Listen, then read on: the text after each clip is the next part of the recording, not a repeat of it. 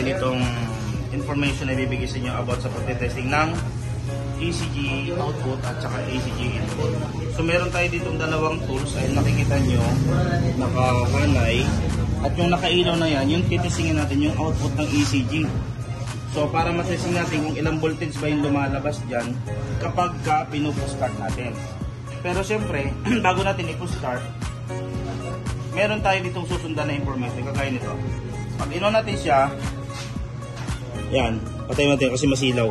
So tatlo lang naman yung may hawak ng hall na may konektado doon sa ECG kasi yung ECG tatlo lang din yung output. So isang hall 1 yung iilaw itong dalawa at hall 2 iilaw itong dalawa at yung hall 3 iilaw itong magkabilaan. So paano ba gawin yon? So on muna natin, unahin natin yung dalawang umiilaw na yan. So dapat pag pino-start natin yan, so bubunutin, nakabunot naman na yung ECG. Pag po-start ko niyan, naka-on yung yan.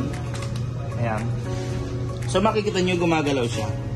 Ayan o. So yan yung mga output niya. 131, 13 volts, 30.0. Pag pino-start ko siya, ayan, makikita nyo, gumagalaw itong dalawa, pero yung isang voltage niya ay 13.1 o 13.0. Dapat, mamaya, ang tetestingin natin, yung ito naman, ito kasi tapos na, ito yung hall 1 eh. So dapat yung dito, kapag nilipat ko itong ilaw sa dalawa naman dito, so dapat 13 volts din ang magbabasa natin. So ipailawin natin. Yan. So ito naman ngayon yung ilaw, yung dalawa.